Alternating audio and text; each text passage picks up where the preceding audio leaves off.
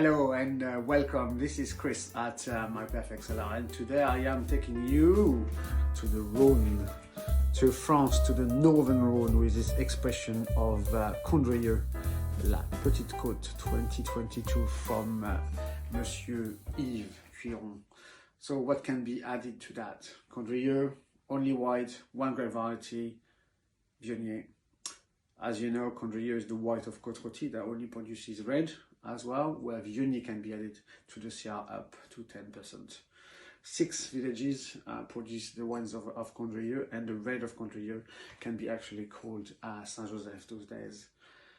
I mean, Cuillon, 1987, first he takes the hold of the estate at 3.5 hectares from his uncle, and from there basically just grew by and make the most exciting, specific and charismatic wines of the appellation.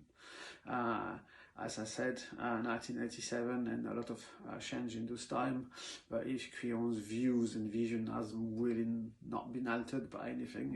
He works as precisely as possibly close to nature. Because of the steep slope, the altitude and the terraces, everything is done by hand most of the time, especially in the harvest that is brought to the estate.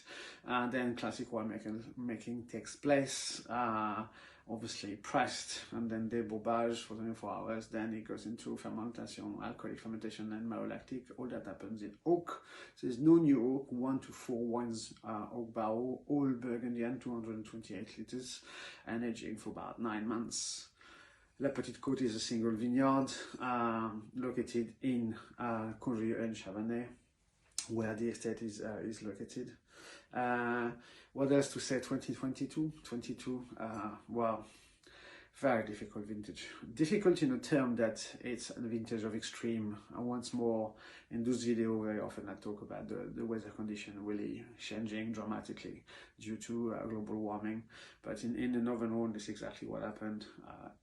Drought and heat like unseen since the 50s, and by chance, by luck, August and September were not as hot as it has been during the mild winter and spring, and therefore water came down. That really helped with the maturation, the ripening, and especially that sort of help with the vine to survive the large heat and the drought without altering nor stopping the slow maturity of the resin and the fruit itself, resulting in an excellent vintage for white and red. On the nose and on the palate, this wine developed. So on the site, first of all, Viognier is quite a colorful grape variety that leaves always that sort of golden, light gold core and rim. There is also a great viscosity attaching to the walls of the glass because of that ripeness, but also Viognier in general being kind of a lower acidity and a richer grape variety.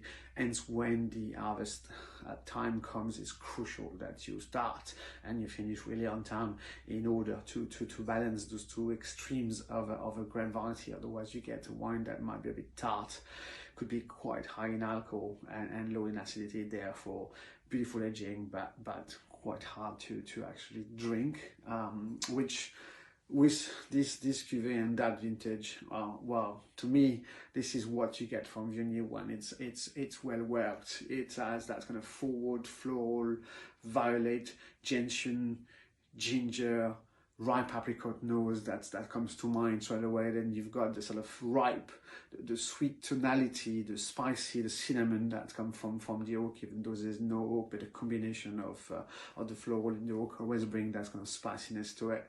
It's very intense and rather generous on the nose, without with a sort of an explosive expression, but there is so much tension and precision on the winemaking, and that brings a sense of freshness, kind of stony and almost marine breeze.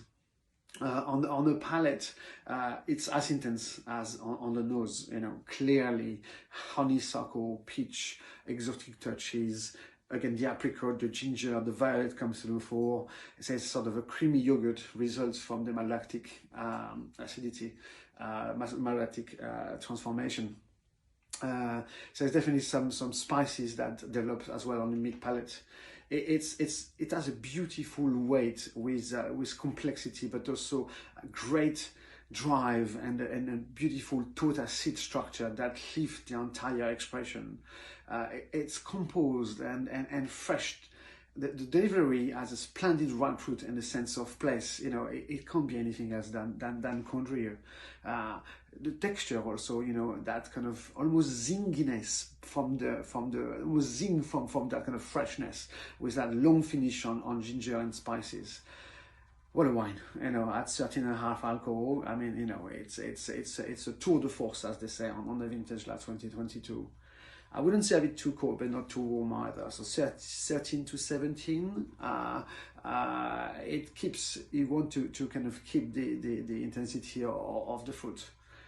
One wine to drink or to cellar, probably a bit of both, to be honest. But if you can't wait, I would say open early, decant, let it breathe. It really needs that. And again, textured fish, you know, poultry, white meat will work, you know, through that. Risotto definitely.